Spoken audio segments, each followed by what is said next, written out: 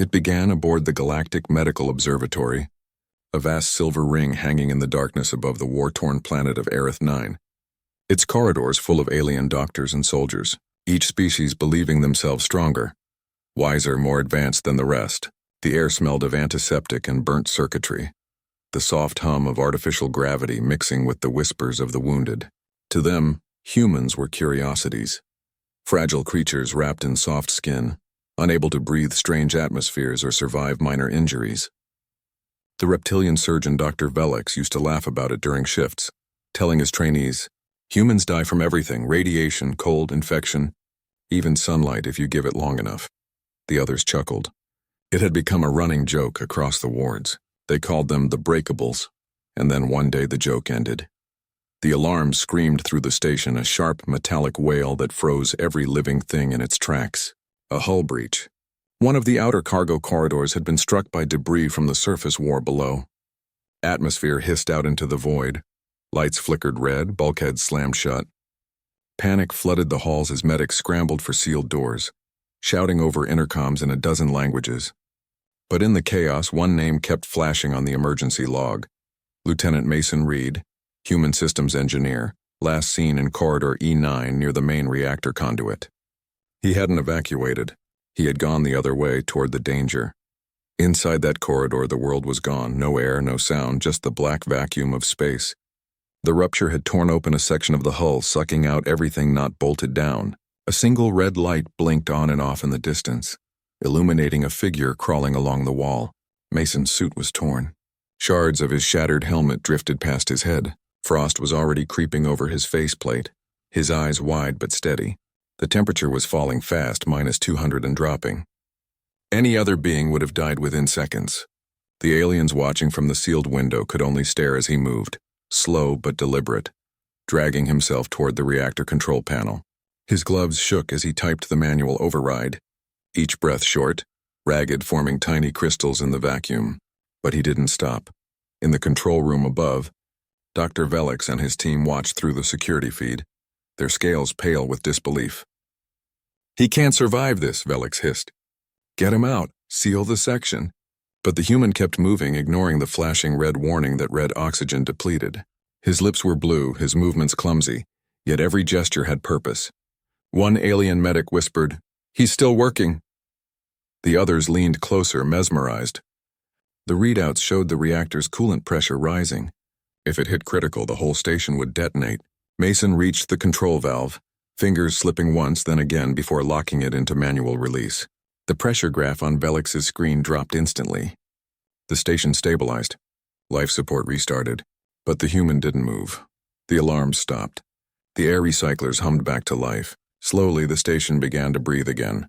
In the observation bay, the aliens stared down through the cracked glass at the motionless figure floating in the half-dark corridor. He had done it. Alone, without air, without protection. Dr. Velix pressed his clawed hand against the glass and whispered, "He should be dead."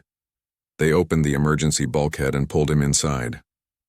His body was cold as metal, his face pale, eyes closed. Every monitor screamed 0 oxygen saturation, 0 pulse. They placed him on the med table, the alien surgeons moving fast, tubes, stimulants, energy transfusions. But none of it made sense because there was nothing to save. He had been in vacuum for over 2 minutes, his lungs collapsed, blood crystallized. And yet, when they began to remove his suit, one of the medics gasped. "He's breathing." The room froze. Everyone leaned in, disbelief spreading like wildfire.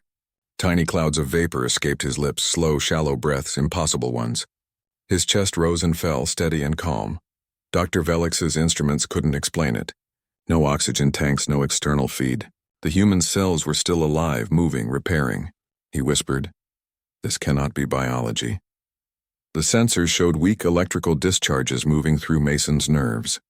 Energy patterns mimicking low-frequency electromagnetic waves, the same frequency as the void outside.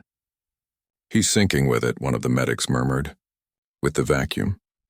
But that was nonsense, a violation of every law of physics they knew. They sedated him and locked the ward, waiting for his body to finally fail. Hours passed. It didn't. Word spread through the observatory like wildfire. Every species wanted to see the miracle corpse that refused to die. Some called it a mutation, others called it proof of human madness.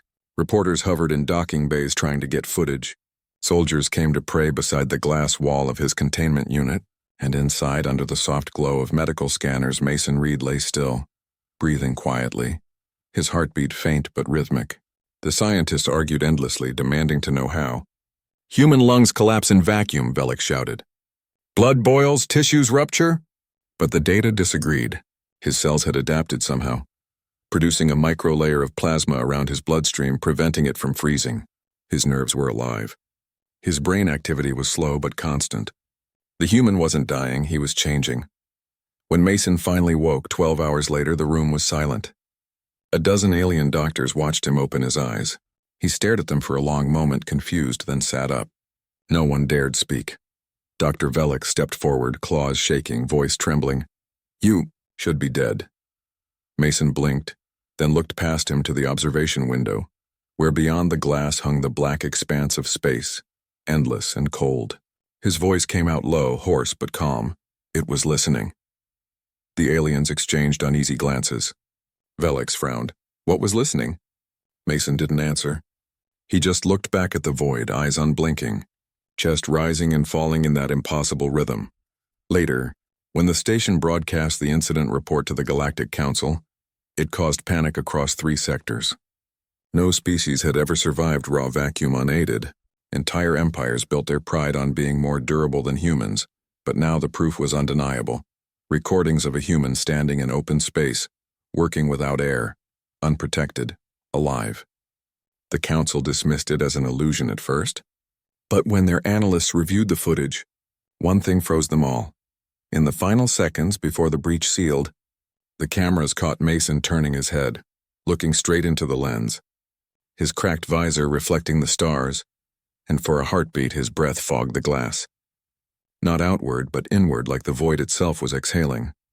On the observatory, no one laughed at humans anymore. The nurses avoided his room, muttering that they could hear faint whispers when they passed by, a sound like wind moving through the walls. Dr. Velix, once proud and skeptical, now spent hours beside Mason's bed, recording every breath, every flicker of his pulse. "Fragile," he muttered one night, staring at the readouts. "We called them fragile." He turned toward the human sleeping peacefully beneath the lights. But maybe that's what strength really means, to break and still keep going. In the following days, Mason recovered faster than any known being ever had. His lungs healed, his heartbeat stabilized, and his body temperature adjusted perfectly to the station's chill without assistance. When asked how he felt, he simply said, "Different." He couldn't explain it, only that something in the void had felt alive, aware, and for a moment, it had reached back toward him. The scientists dismissed it as trauma, but the data refused to cooperate. Readings showed electromagnetic fluctuations every time he spoke about the vacuum, like the air itself vibrated when he remembered it.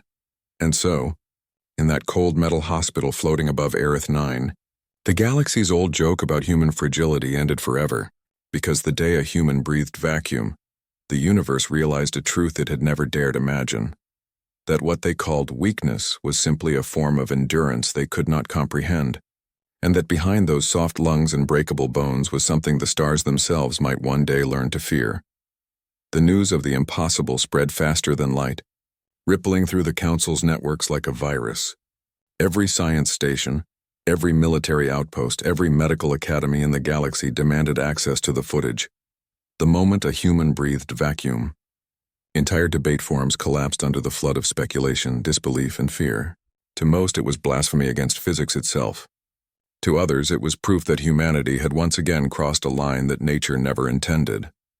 On the Galactic Medical Observatory, where the event had occurred, security tripled overnight.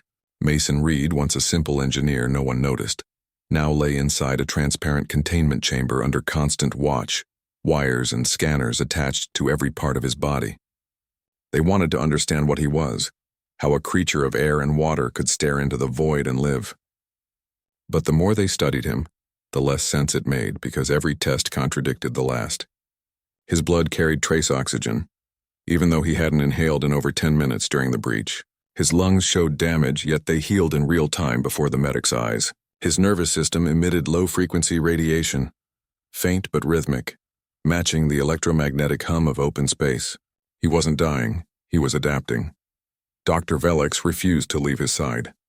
The once skeptical surgeon now moved with quiet reverence, every click of his claws careful not to disturb the human. He recorded every heartbeat, every twitch of muscle, comparing them to known biological limits, and each time he muttered the same phrase. He should be dead. But Mason wasn't dead. He was awake, silent, his eyes always turned toward the observation window that looked out into the stars. When Velix asked what he was thinking, Mason's answer was unsettling in its simplicity. It wasn't empty. The doctor frowned. What wasn't empty? Out there, Mason whispered, the void. It moved. Velix didn't respond, but the hair-like scales on his neck rose, because deep down he felt it too, the sense that something vast and invisible had touched their ship that day. The council soon sent representatives, military observers and xenobiologists escorted by guards. They arrived in silence, their faces pale beneath polished armor. Among them was Dr. Selene Koresh, a council xenophysicist renowned for debunking myths about human resilience. She approached Mason's containment cell with the confidence of someone who believed in science over superstition. Lieutenant Reed, she said, voice clipped and cold. We are here to ensure the truth of your incident. Mason didn't move, his eyes still fixed on the stars. You think truth can be measured in equations? He asked softly. Everything can, she replied. But when she placed her sensor near the glass, the readings exploded into static, the device melting in her hand like wax. That's impossible, she gasped. Mason turned his head slowly, his expression calm but distant. I told you, he said, it's not empty. From that moment, the station began to change. Lights flickered, artificial gravity fluctuated, and communications dropped out for minutes at a time. The engineers blamed the containment field, claiming the equipment was overloaded by the radiation Mason emitted. But Velix knew better. Every time the power failed, the same sound filled the hallways. A low hum like the deep resonance of wind blowing through a cave, soft but alive. One night when Velix checked the monitors, he froze. The cameras showed movement in Mason's cell, faint shapes swirling around his bed, shadows of light that didn't belong to any physical object. They moved like fog, circling him, pulsing with each breath he took. When Velix enhanced the footage, the shapes briefly formed patterns, something resembling hands or maybe wings before fading away. Meanwhile, Mason began to speak in his sleep. The medics recorded fragments of his words, though most were incomprehensible. It watches, he murmured. It remembers who looks back. His pulse would spike, then fall again, perfectly in sync with the electrical surges shaking the station. Selene refused to accept it. She brought in machines from the Council's core worlds, massive scanners that could map atoms, determined to prove that it was all coincidence. But every time she powered them up near Mason, the machines shorted out, sparks flying, screens melting into blue mist. The engineers started refusing to enter his sector at all. They said the walls whispered when you stood too close. Then came the experiment that changed everything. Selene convinced the Council to authorize a controlled test, a recreation of the vacuum conditions from the original breach. We'll do it under supervision, she said. We must know if it was accident or adaptation. Mason agreed without hesitation, his expression calm. You won't find what you think, he said. They placed him in a sealed observation chamber with no atmosphere, no protection, cameras rolling from every angle. When the air was removed, Mason didn't struggle. His body stiffened, then relaxed, as if something unseen supported him. Frost formed on the glass and the lights dimmed. The readings showed 0 oxygen, 0 temperature. He should have been dead in 20 seconds. But he kept breathing, slow, steady, calm. The aliens watching gasped, pressing closer to the glass. His chest rose and fell. Tiny streams of vapor escaped his mouth, but not water vapor.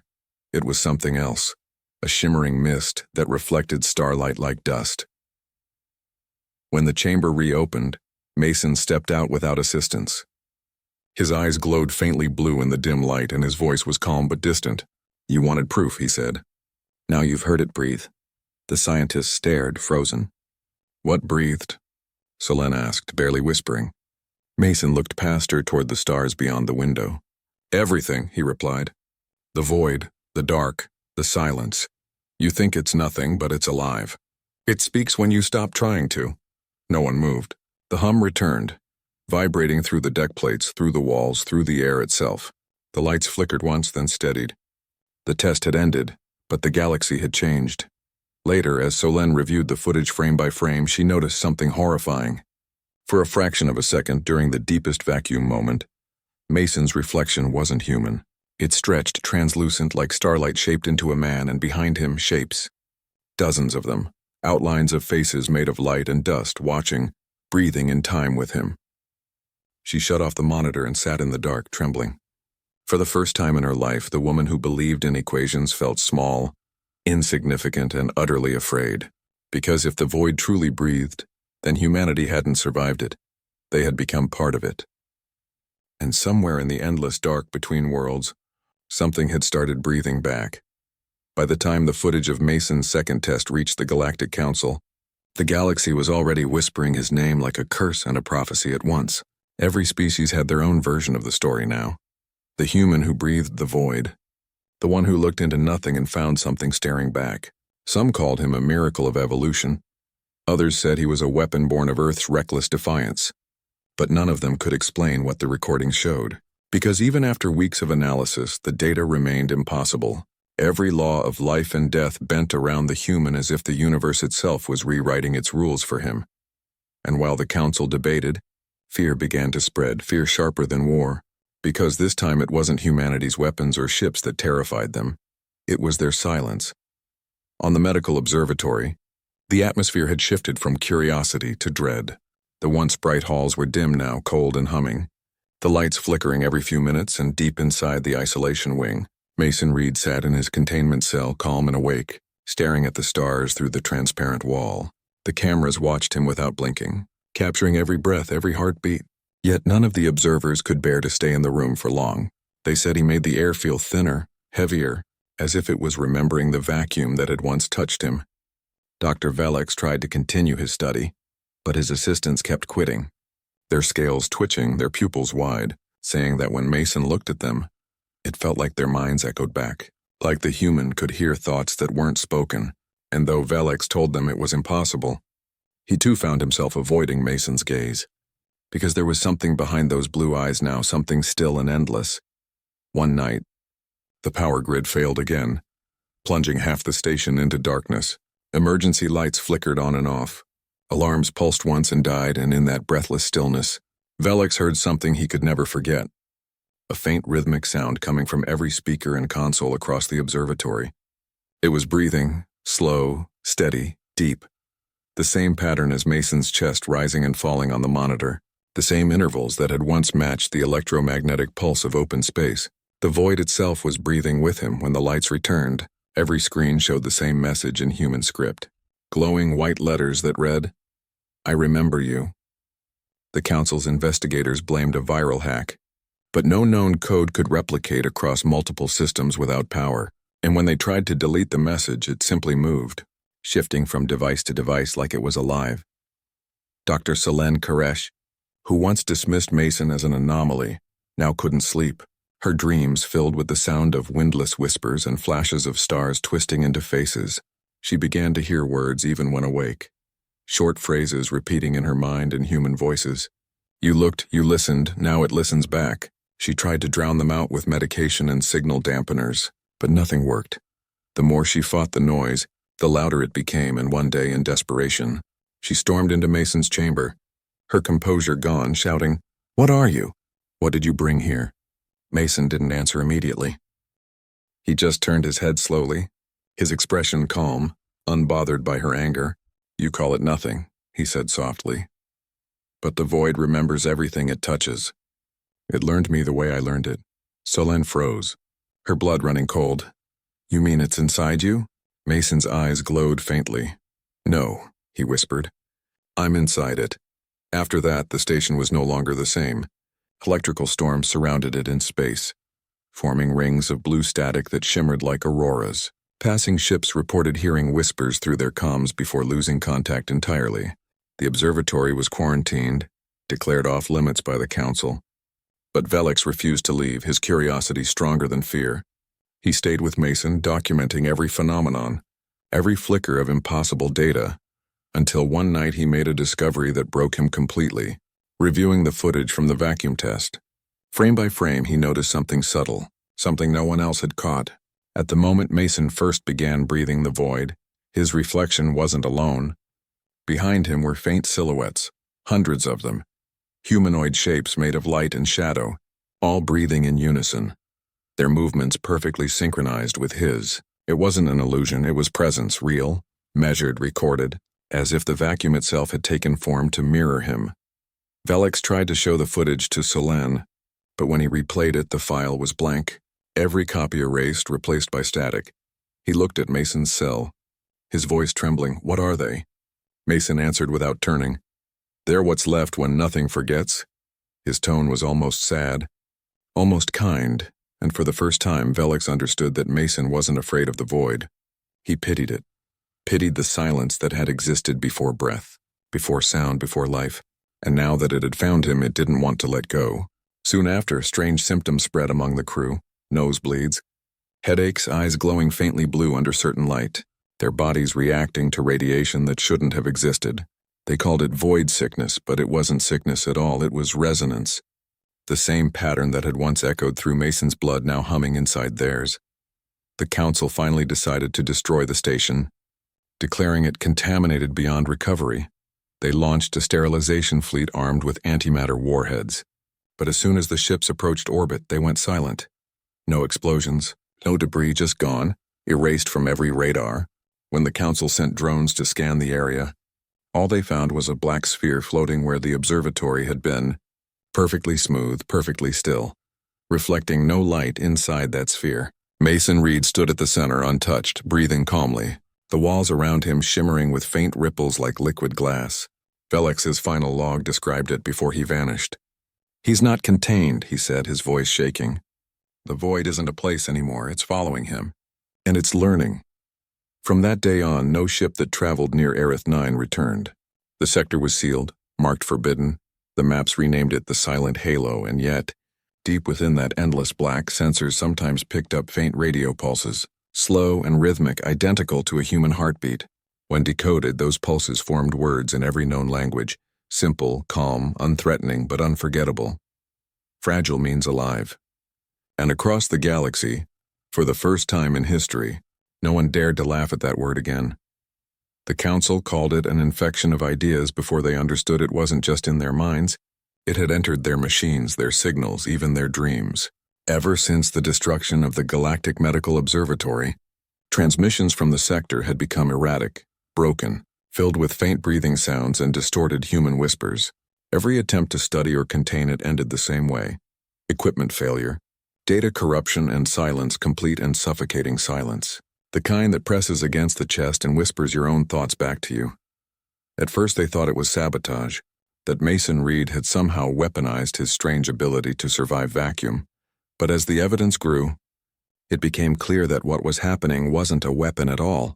It was a transformation, a merging of life and the void itself, and humanity was at the center of it. The galaxy watched in quiet dread as reports emerged of humans across different colonies, displaying impossible resistance to radiation, cold, and pressure. Miners on frozen moons surviving breaches without suits, soldiers walking through plasma storms unscathed, and every one of them saying the same thing afterward: it didn't hurt. It felt like home. The council assembled an emergency tribunal to investigate the phenomenon, summoning experts from across the stars, but none could agree on what Mason had become. Dr. Selene Koresh, her voice hollow and weary, testified first. She no longer wore the proud coat of the xenophysicist who once mocked human fragility. Now her hands trembled as she played the last recovered footage from the destroyed station. The screen showed Mason standing in the dark, surrounded by a halo of blue light that pulsed in time with his heartbeat, his voice calm, almost gentle. "The void isn't empty," he said.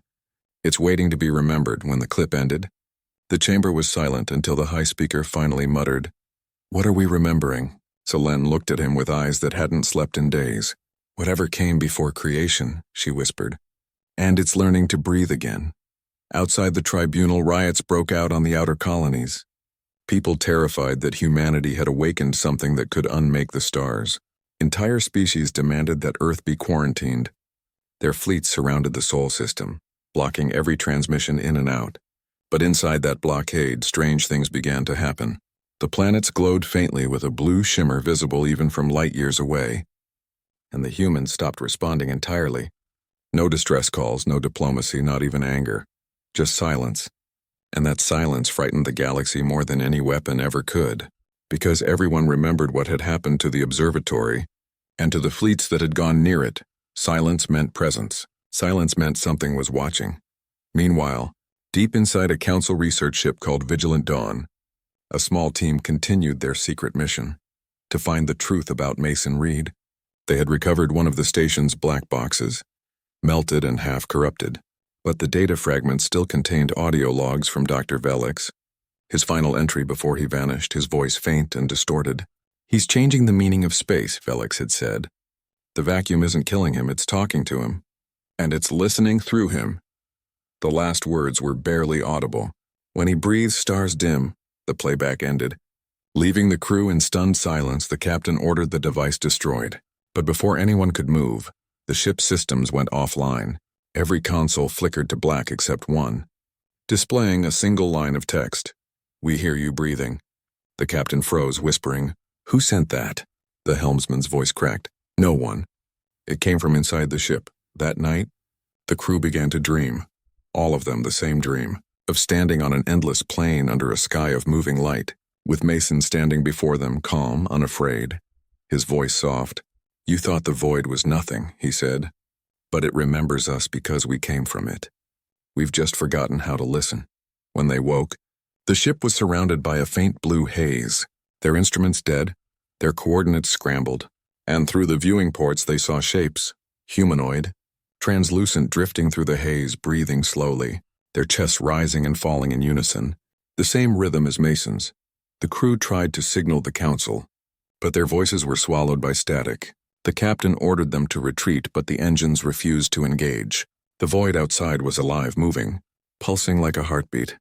Back on the council homeworld, panic turned to desperation. Reports flooded in of human ships being sighted across sectors that should have taken centuries to reach.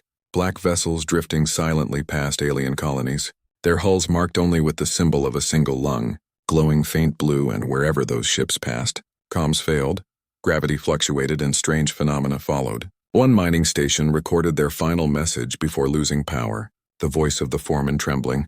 "We can see them outside. Humans, but not. They're breathing in the vacuum, they're looking at us and the stars. The stars are flickering when they exhale." Then silence. Total. Eternal. The council's high command convened one last time to discuss what to do. Half argued for war, half for retreat, but no one could agree, because no one understood what they were fighting. Then suddenly, every communication screen in the chamber turned on at once, showing the face of Mason Reed, his expression calm, his eyes filled with a light that seemed to stretch forever. He spoke softly, almost kindly. "You called us fragile because we feared the void. But fear was never weakness, it was the first breath of life. And now we've learned to breathe without it." The chamber trembled as if the very walls were alive. Mason tilted his head slightly. "We're not coming for you," he said. "We're showing you what you already are." The transmission ended, leaving behind nothing but static and a faint echo that sounded eerily like breathing. From that day on, the galaxy changed. Hyperspace corridors bent strangely near human sectors. Signals echoed long after transmission, and travelers sometimes reported hearing whispers when they passed near the Sol system. Whispers that said their names, their thoughts, their fears, as if the void itself had learned the sound of life, and those who dared to approach too close often vanished. Their ships later found drifting with airlocks open and oxygen full, but no crew, only faint fingerprints on the glass, as if someone had stood there breathing, looking out at the stars, waiting. The fragile myth was gone forever, replaced by something the universe would never forget, because now every race knew that somewhere in the endless dark, a human was still breathing, and the void was breathing with him.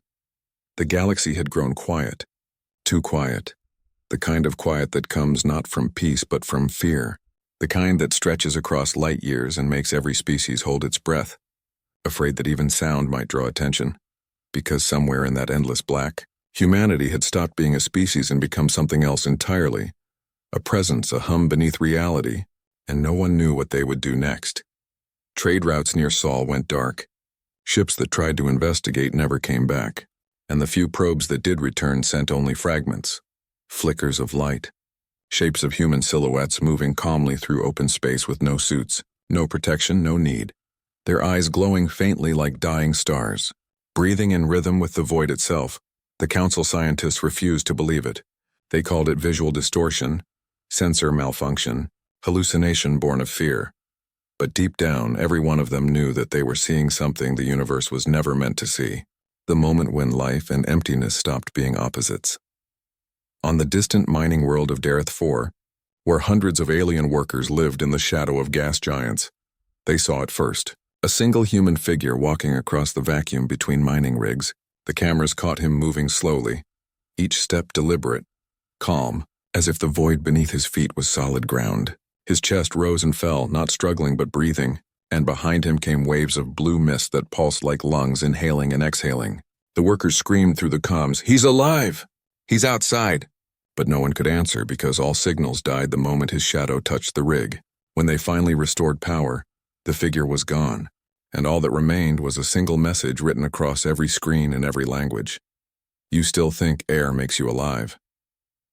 The council tried to dismiss the reports, but soon they came from everywhere, colonies, outposts, even warships, all claiming to see humans standing in the void, silent, unarmed, unafraid. Some said they appeared only when you looked too long at the darkness between stars. Others swore they could hear faint breathing through their ships' hulls, like the galaxy itself was exhaling. The fear turned into paranoia, governments collapsed, planets went into lockdown, and yet the humans said nothing. Not a single threat, not a single demand. Their silence was worse than any declaration of war because silence meant control. It meant the galaxy was reacting to them without ever being commanded. Dr. Selene Koresh, now a shadow of her former self, watched all of this unfold from the archives of the Council's Science Division. She had dedicated her life to understanding what Mason Reed had become. And now, sitting alone in the cold light of her lab, she realized she was no longer studying him. She was following him. "They are changing," she whispered into her recorder. "But not into gods or monsters. They're changing into the space between both." At the same time, deep within Earth's orbit, a strange phenomenon began. The planet's magnetosphere expanded far beyond its normal range, glowing faint blue like an aurora visible from across the system. And at its heart something was pulsing, the quiet signal, as alien astronomers called it, a rhythmic beat traveling through the void faster than light. Not a message, not sound, but pure vibration. Every star it touched began to flicker faintly in synchrony, entire constellations breathing together like living lungs. And those who listened long enough claimed to hear words hidden in the pattern, not in any human tongue but in meaning itself. "We are not fragile. We are not alone. We are what comes after silence." The council panicked, declaring emergency across all sectors. Military fleets massed around Sol with orders to contain the anomaly, but none of their weapons functioned. Missiles froze mid-launch, engines stalled, entire cruisers stopped moving, and from the darkness came a soft echo through every communication band. The voice of Mason Reed, calm, familiar. "You came to study us, to judge us, to call us fragile, but it's not the air or warmth that makes life. It's will. It's the refusal to stop breathing even when there's nothing left to breathe." The transmission ended, and for a long moment no one spoke. The admirals looked at one another in silence, realizing that the humans had found a way to turn the vacuum itself into an extension of their existence, that what Mason had begun on that medical station was no accident. It was evolution, a quiet rewriting of what it meant to be alive. Then came the final proof. An alien vessel known as the Ardent Wave attempted to cross into Sol's quarantine zone to gather data. Its crew of 200 were experienced explorers, hardened veterans who had faced every cosmic danger imaginable. But what they found was beyond their comprehension. They recorded a field of faint blue mist stretching across the solar system, filled with billions of shimmering particles that pulsed like breathing lungs. And within that mist they saw figures, human figures, floating calmly in formation, their eyes closed, their skin luminous, their chests rising and falling in perfect unison with the light. The ship's captain tried to speak, but every word turned into static. The crew fell silent, one by one removing their helmets and stepping toward the airlock, as if drawn by something beyond thought. before the transmission cut out completely. The last image showed the captain smiling faintly as he whispered, "It feels like peace." When the wreckage was later found drifting beyond Neptune, there were no bodies, no damage, just the faint sound of breathing recorded on the black box, a rhythm that matched the pulse of Sol's growing aura. The council finally realized the truth. They couldn't contain this, couldn't stop it, couldn't understand it, because humanity wasn't spreading a disease or a weapon. They were spreading adaptation, the very thing that had kept them alive when others had fallen. The void had become their element, their inheritance, their home. And the more the galaxy tried to escape it, the more it realized the vacuum wasn't empty anymore. It was filled with life, slow and silent, waiting for those brave or foolish enough to breathe it in. Dr. Selene recorded her final log before resigning from the council, her voice calm despite the tremor in her words. They were right to fear them, but wrong about why. Humanity isn't a threat, they are a reminder that every world built its walls against death, and humans built theirs inside it. They turned fragility into faith, weakness into evolution, breath into eternity, and now the void breathes with them. She closed the recorder, looked out the window toward the pale blue glow of distant Earth, and whispered softly, "He wasn't the first to breathe vacuum. He was just the first to listen." Outside her window, the stars flickered once in perfect rhythm, as if answering. The galaxy was no longer the same. Trade routes vanished into silence. Border patrols refused to go near Sol, and even the bravest explorers avoided any region where the stars pulsed blue, because everyone knew what that color meant. It meant humans had been there, it meant the air itself remembered them. Entire systems that once mocked Earth now whispered its name like prayer and warning both. The fragile ones, they used to say with laughter. But now the phrase had turned into something sacred, a phrase that made voices drop and lights dim, because no one truly understood what the humans had become. Not even the humans themselves. All anyone knew was that the void wasn't empty anymore. It was breathing, slow and deep, and every breath carried the rhythm of a human heartbeat that never stopped. In the council's darkest chamber, the remaining leaders gathered one final time, their faces pale under the cold light of a dying hologram of Earth. Glowing faint and blue, the speaker of the 12 empires slammed his hand on the table, his voice trembling between anger and terror. They were supposed to break, not become gods. He shouted, they were supposed to die. Across from him, the elder of the Dranar species leaned forward, her silver eyes dull with exhaustion. "Then perhaps the universe made a mistake," she said softly. "Perhaps fragility was never weakness, it was evolution in disguise." The others shouted over one another, arguing, accusing, blaming, their words echoing uselessly in a room already haunted by the truth. The chaos ended only when the lights flickered and every console in the chamber went dark, replaced by a single message scrolling across every screen. "We did not ascend. We adapted." No voice followed. No sound, just that calm sentence, but it was enough to make everyone fall silent. Meanwhile, on the frontier colony of Lurex Station, an outpost built to monitor gravitational anomalies, Commander Rael, a soldier of the Avareth Dominion, stood on the observation deck watching the stars pulse faintly in blue.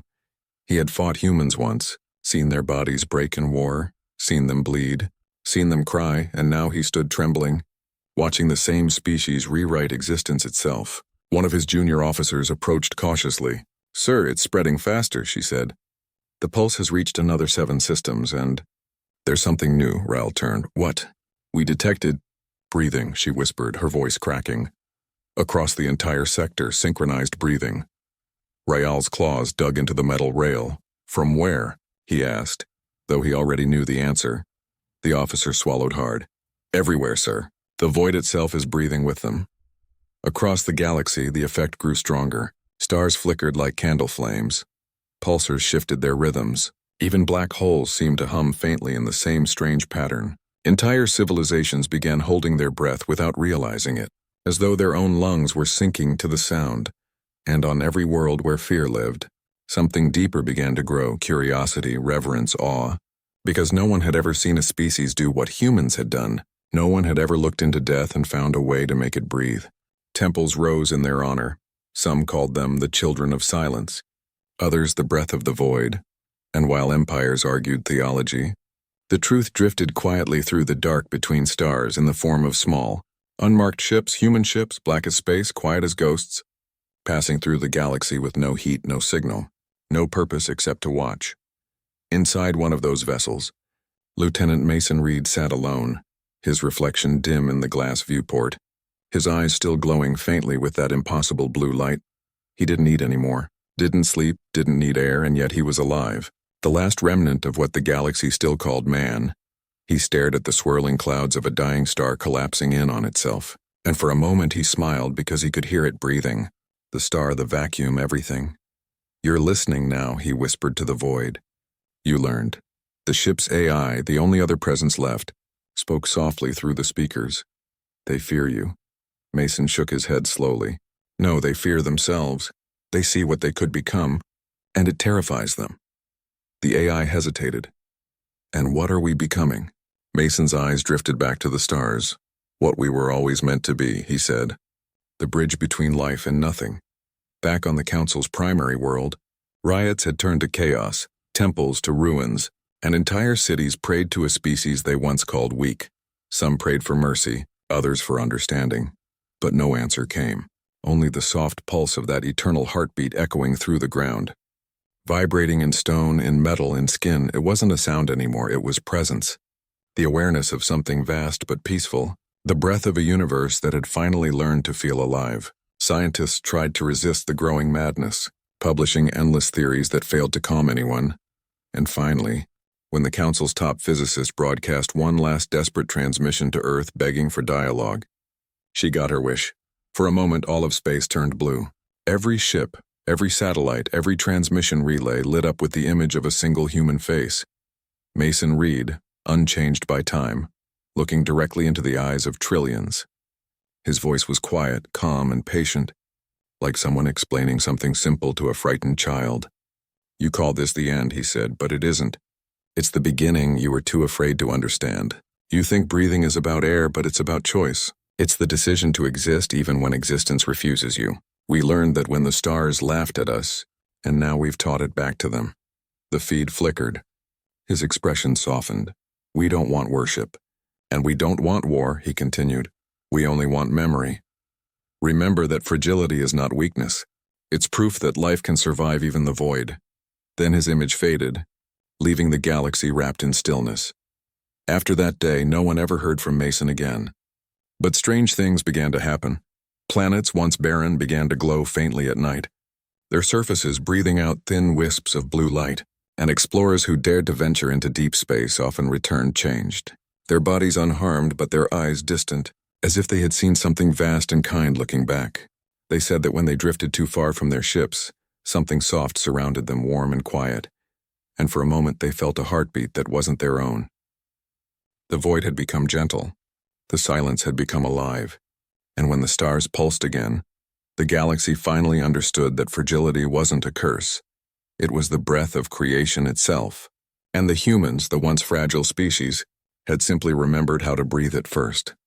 Centuries had passed since the day Mason Reed's voice last echoed across the stars, and yet the galaxy still pulsed with the faint rhythm of his heartbeat.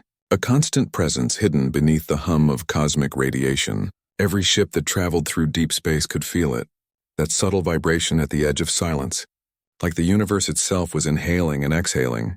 It was no longer myth or fear, it was nature, the new law of existence. The vacuum wasn't empty anymore. It was alive, it was aware, and it carried traces of humanity in every corner of its endless reach. Some called it the breath field, others called it the echo veil. But to those who remembered the story of the human who breathed vacuum, it was simply known as the quiet pulse. And though no one had seen a living human in generations, their presence lingered in the folds of space like ghosts who refused to be forgotten. The old empires were gone, crumbled under their own fear, replaced by smaller, humbler civilizations that no longer measured strength by conquest but by endurance. On one such world, the desert planet of Serath, a young archivist named Eno worked in the dust-filled ruins of an ancient observatory, cataloging fragments of data left behind by the Galactic Council. Every night he listened to the low hum of the stars, wondering if the old legends were true, that the humans had once talked to the void, that they had taught it to remember. The elders told him it was only story, meant to scare children, but Eno had heard things when he listened through the long-range antenna, soft, rhythmic, almost like breathing, And sometimes, in that breath, he swore he could hear words forming in languages no one spoke anymore, fragments of whispers carried by the cosmic wind. Do not forget who you are. Do not fear the silence, and always faintly, keep breathing. One night, while calibrating the old observatory sensors, Eno caught something new, a flicker, faint but unmistakable, a ripple moving through the blackness faster than light. He adjusted the focus, and what he saw made him forget how to breathe. A massive structure drifting through the void, silent and glowing blue, its surface smooth as glass, its shape unmistakably human. Not a ship, not a machine, but something living, its surface expanding and contracting in rhythm. As if it was breathing, and surrounding it were smaller figures, dozens, hundreds, all humanoid, all made of light, floating in formation. Eno fell back in his chair, his heart pounding, his voice trembling as he recorded the log. They're still here. The Voidborn, they're still breathing. The signal spread fast across nearby worlds. Every civilization that received it felt the same awe, the same fear. Because what they saw in those transmissions defied everything they thought they knew. The humans hadn't died. They had evolved beyond matter, beyond the need for air or planets or time. They had become the pulse itself, part of the fabric of space, existing everywhere and nowhere at once. And as the signal reached the old core systems, strange things began to happen. Machines started powering themselves without fuel. Dying worlds began to glow faintly under the light of unseen auroras, and even the coldest stars flared once as if touched by breath. The scientists called it resonance ignition, but the poets called it something else. They said it was humanity exhaling again. On Sarath, Eno became obsessed, spending sleepless days studying the phenomenon, trying to decode the rhythm hidden in the energy pulses, and one night he succeeded. He translated a sequence buried in the static, a voice calm and distant, unmistakably human. "You have learned to listen," it said. "Now learn to live without fear." He froze, whispering to the empty room. "Who are you?" The voice replied, soft as a sigh. "We are what comes after breath." The recording cut out, but the words stayed with him, echoing in his mind long after the sound faded. And when he looked up at the stars that night, he could have sworn they blinked back in response, pulsing in that same steady rhythm, like the galaxy itself was smiling. Across 1,000 worlds, similar voices began to appear, not through transmissions or devices, but through thought, through the quiet of dreams. Children woke speaking human words they had never learned. Workers in the mines stopped and stared into the darkness for hours, hearing soft whispers in their own tongues, each message different but sharing the same essence. Remember the fragility that made you strong. Do not conquer, connect. The void is not death, it's memory. And as these whispers spread, conflict began to vanish slowly, quietly, without command or decree, because those who listened truly could no longer raise a weapon, knowing that the emptiness between them was alive, and listening. On the edge of the galaxy, beyond the reach of any star, the last ship built by human hands still drifted, the Eidolon, a vessel older than recorded history. Its black hull covered in blue scars that shimmered like veins. Deep inside, a single figure still sat in the captain's chair. Motionless, timeless Mason Reed, his body no longer flesh, his skin glowing faintly with light, his heartbeat faint but steady, synced perfectly with the pulse of the cosmos. He had not spoken in centuries, he didn't need to. Every breath he took rippled across reality itself, carrying the quiet strength of a species that refused to die. And as he watched the stars breathe back, his voice finally broke the silence, soft and steady. "They understand now." The ship's systems hummed like a living creature, responding not to code but to will. "They remember," Mason said, closing his eyes. "So we can rest." For the first time in eons, the Eidolon powered down, its lights dimming until it became one with the dark, drifting into the silence it had once defied. And though the ship was gone, the breath remained, forever moving through the universe like wind through forgotten forests. Every world that had ever mocked the fragile ones now whispered their name in reverence, not as conquerors, not as saviors, but as proof that life itself was stronger than the void that tried to consume it. And as the stars pulsed one last time in perfect unison, the galaxy seemed to whisper back the words that had defined all of it. They called humans fragile, until they watched one breathe vacuum and learned what life truly meant. 1,000 years later, the galaxy no longer feared the void because it had learned to live with its hum. Every civilization that survived the Great Silence now existed under the soft pulse that filled the stars. No one had seen a human in centuries. No one had heard their voice, but their memory was everywhere, carved into the heartbeat of creation itself.